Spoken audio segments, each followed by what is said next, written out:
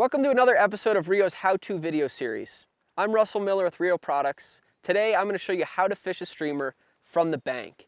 I think a lot of people get caught up in fishing streamers out of a drift boat, and that's the only way you can do that.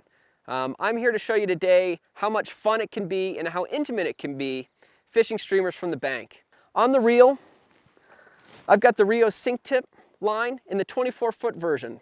We do a 15-foot version, but based on the water we're fishing here on the Henry's Fork, I've opted for the little bit longer length, which is going to allow me to slow my drift down in some of these great runs that are on the fork.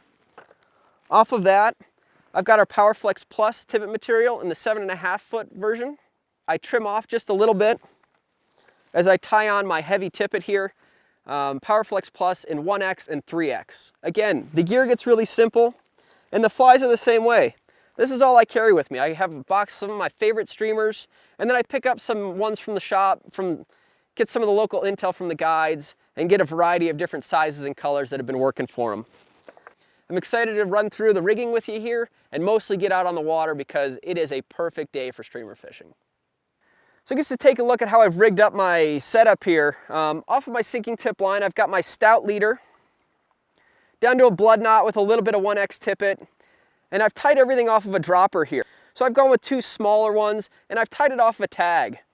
So this is a triple surgeon's knot with the tag end left long down to another fly. And what this allows me to do is have equal pull between the two flies. So if they eat this small one, it pulls and I feel it right in my hand, and it feels the exact same way when they eat the back one.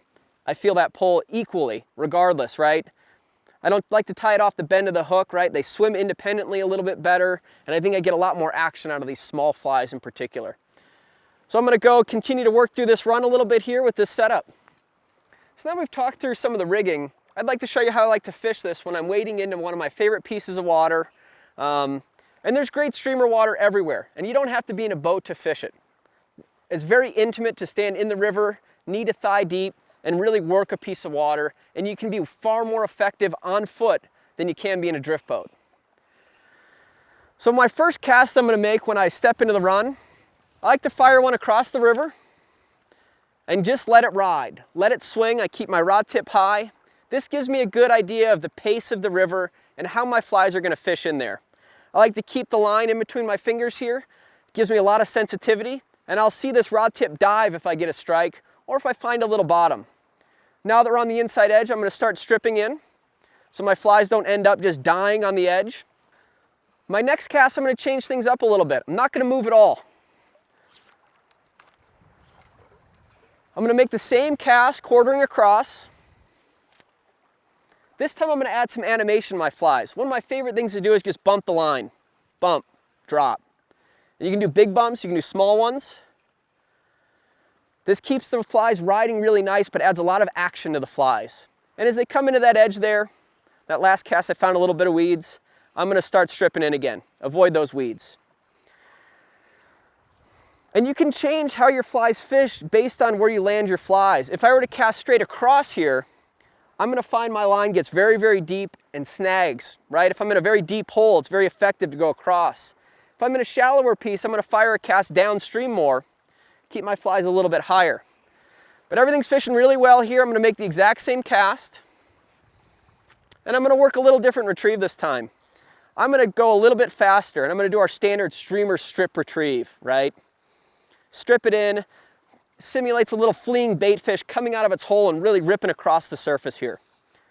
Strip it in, no really aggressive fish on that cast. I'm going to make the exact same cast, quarter downstream.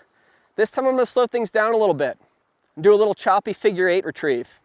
I've got the line pinched in between my index, my middle finger, and my thumb for sensitivity. And I'm just going to build a coil of line and work those flies in. Once I've done that, I feel like I've effectively covered this piece of water. I'm going to take a couple steps downstream and continue working down the run, right? This cast I'm going to do a little bit of bump it a little bit, strip it a little bit, maybe a little hand twisting, vary it up. That's the beauty of streamer fishing. Each cast can be different. You can experiment a lot, and you can key in on what fish like. Sometimes fish like a dead drift. Sometimes fish like it really fast. So keep changing up the variety of the pace you're doing it. The other thing I think is really important to mention here is I like to let the river dictate how I fish, right? In really fast water, I move the flies minimally, right? Because the water is going to fish my flies very effectively. In really slow water, if I were to do nothing, my flies are going to find the bottom really quickly, and I'm going to find a snag and be a little disappointed. So I tend to move my flies quicker in slower water and slower in faster water. And that allows the river to really fish your flies and let you do less work, which is great. The other thing you're going to notice I'm doing as I'm fishing is I'm building coils of line on my retrieve here, right? Few strips and a coil on each side. The beauty of the streamer tip line I'm fishing here is that it's a floating rear section, which keeps this line on top of the water and allows it to shoot very easily. If I build two small coils, when I'm casting, I let the first one go, and then on my second false cast, I let it go, and everything lifts out of the water with ease, and I never feel like I'm in the weeds or not shooting everything I can shoot. So this is the way I'll work down the run all the way till I feel like I'm out of the really fishy water or the zone, and it allows you to cover every inch of water with a variety of different presentations to the fish and have a lot of fun doing it.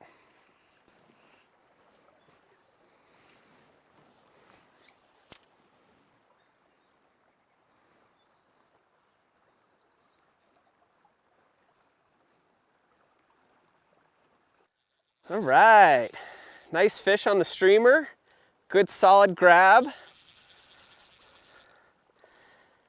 Didn't have to worry about setting the hook too hard. Fish ate it nice and aggressively and came right up and overtook the fly. Nice brownie. And this is why streamer fishing can be the most exciting way to catch fish. Well, I hope you guys learned a couple things during this video. And I appreciate you tuning in, and I hope you watch more of the RIO how-to video series to find more great fish like this. Awesome. Woo!